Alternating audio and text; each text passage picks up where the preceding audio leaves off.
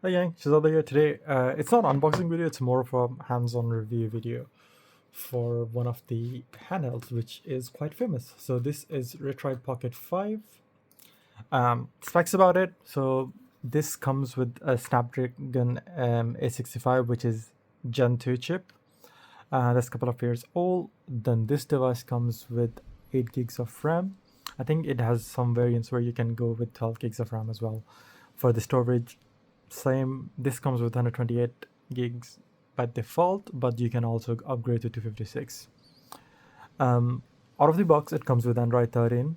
The screen itself is 5.5-inch AMOLED screen, which is 1080p, and it goes to 60 fps. No, sorry, not 60 fps, 60 hertz. Then at the back end, it has an active cooling system. Here, as you can see, there's like a tiny little fan. The battery itself, it is 5000 milliamp battery, comes with Wi-Fi 6 and Bluetooth 5.1. And the sticks, these are Hall 6, so they are quite decent. Few things I want to talk about the device itself. First of all, the ergonomics, you might like it or you might hate it. It is simple as that. So because the device itself is quite compact, the way they have set these ones, it could be like if you have like bigger hands, you like normals, the way you're holding it, like it depends how you are holding the device itself. Obviously you can be holding with your bottom fingers, your pinkies, and then it's just like not in a comfortable position for some people. So it just depends on how you're holding it, because I'm sort of used to like the bigger device, but because I have used TrimUI, so it's some sort of bit familiar with this. But for if you're trying for the first time, especially if you're coming from a bigger device, it will be a bit uncomfortable for you. So you might get used to, or you might not get used to it. That's the first thing I do wanna talk about that. Um, Another thing though, because it is a Snapdragon chip, and it has Android out of the box, it does have its own launcher, which most of the reviews I've seen, people don't suggest using it. There's a lot of problems, it's not updated properly, so they suggest you use the Android home screen itself and then just do that. There are some forks like Linux you can use with this, but that's up to you. The main reason most people are going with these devices is the like with the handhelds, there are two ways you can categorize a device, which comes with preloaded with games, ROMs. I'm not gonna go in detail like if they're right or wrong. That's sorry, yeah, that's something else. But the device itself on this one, there's like a alternative which is like almost same size. It is a bit smaller, but then this is like a budget entry which can play up to PS1. It does say you can play PSP games, but should you be playing, that's another story. But the price is quite there's a stark difference, because obviously it is like a low-end chip, the TrimUI, which comes with which is like around £50, so $50 ish, depending on your offer on AliExpress or where you're getting from.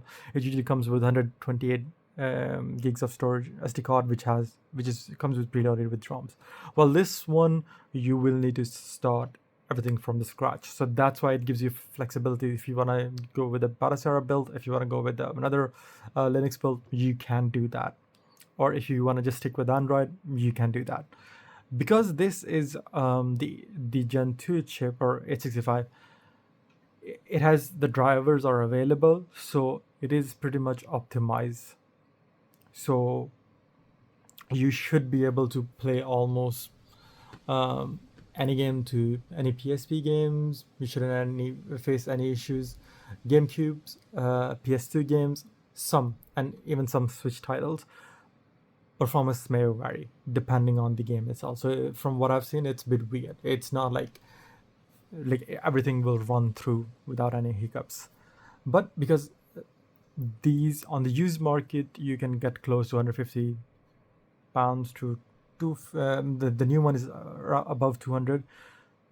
It is quite compact, so it just depends, and especially because there is a newer model coming soon, the price will drop. And this being a 1080p AMOLED screen, it looks great. That's the one thing which is like you won't regret. It's how the good the display is. It's quite vibrant, and you will like it. Now, about these devices itself, I will make another video where I will go in more in depth in regards to how to set up, what to do. This is more of like, I'm just talking about the market itself. Even with TrimUI being a budget device, there is a new device coming which is a bit more, which does use Snapdragon chipset, but it's I think 4 to 5 years old chipset and comes with 4 gigs of RAM, and it's $70 to $80 at the early offers, while then it will go to like 100, but then it is quite beefy compared to this one, so you will be able to play better titles. On this one, there's some issues though. So some of the users have reported there's like a ghost tapping. So what happens is while they're playing game, because this being a touch panel, it will pick up activity, so like in the middle of the game. So users have reported that they have put some updates to fix it. It's lowering the sensitivity of the screen, but you might get it, you might not get it. That's one. The ergonomics, it's personal preference. Because of the size, you might like or not, because it's quite small. The performance, it's gonna be solid performance, there's no issue. And then because there's a newer model coming soon, which will be using Elite chip, the problem with that one is that doesn't have that many drivers available. So especially with emulation, you might face some issues. Not a lot, because it's a much more powerful chip. So, but because in emulation, you might face some problems. And if you're looking at the overall market itself, if you're spending close to like 250 let's say $200 to $300, 200 to 300 pounds, then it becomes a bit weird for me. The reason is because if you're playing top titles, Android titles, or any emulation games like PS2 games, PSP games, you will be getting close to 2 to 3 hours battery on this one, because it has a 5000 milliamp battery, while the new one that will be using 8000 milliamp battery, so it will be between 2 to 4 hours. If you're paying 300 pounds, I'd say like then these devices do come in place, especially now because we have so many different handhelds available, because there's a Z1 Extreme model, the Ally X, and then the Xbox itself has 2 models. These devices will flood the market. Steam Deck itself, Steam Deck OLED, because they at 200 to 300, these devices, yes, they are a bit more bigger. They're not like pocket friendly like these options, but you can do much more, because on these ones you are not running Windows game natively, right?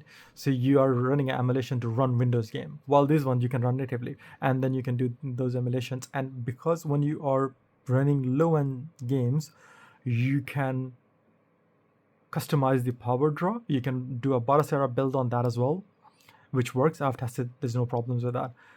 And then what you can do is, when you're running at like 10 watts, even at the default Ally, which comes with this 45 or 47 watt hour battery, it will give you at least close to 3 to 4 hours of gameplay.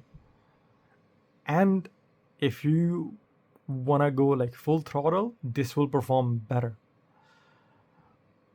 This one, because you can use Linux as well, so it might gives you some flexibility, but compared to performance, flexibility, these devices offer more. So at the handheld market is a bit weird at this time now. It's like you have so many different options. So because you can get something from like TrimUI, which is 50 pounds ish, comes with preloaded games. You don't need to set up anything. This one I've updated to cross-mix, so it gives a bit more flexibility. Then I can run the games a bit better. It has more emulators built in, and even the performance I can tweak it a bit better. than the stock, but even the stock OS has come a long way from the original place. So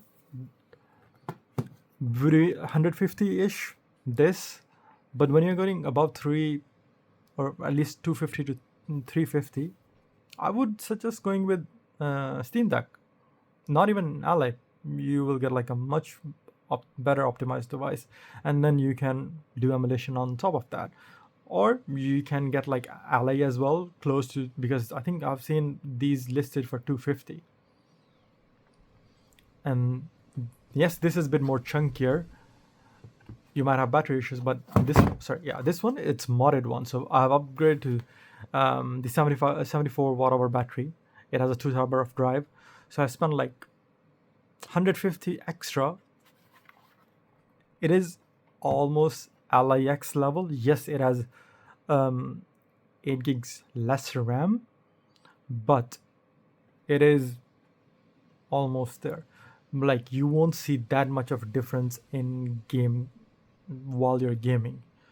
So look at the options, what are available for you and what do you need. These are pocket friendly ergonomic devices as well, but this one, it's personal choice. You might like or not, because until you actually spend like a couple of hours on this, you won't know the difference, like whether it is comfortable for you or not, because it, like, as you can see, like here, it's just like the way you're holding it itself, like here. While this one, because of the size, it's like, if you have tiny hands, then yes, but like the way it is, you will strain your hands quite quickly, so you won't be able to do long sessions. That might vary. I'm not saying for everybody, but it depends. So but anyways, this is like a more of like a general what you can do, what you can order, and in these price range of what is available in the market. There are a lot of other options as well, but I'm just like these are like the top devices. Anyways, so I will make like another video on setting it up, what you can do, how to customize it a bit more, because that will be like a long video, and this is just like more of like a device, how it feels, what are the specs, how it stacks up there compared to other options which are available in the market, and that's pretty much it. If you have any questions, do let me know. Take care, have a good day, bye.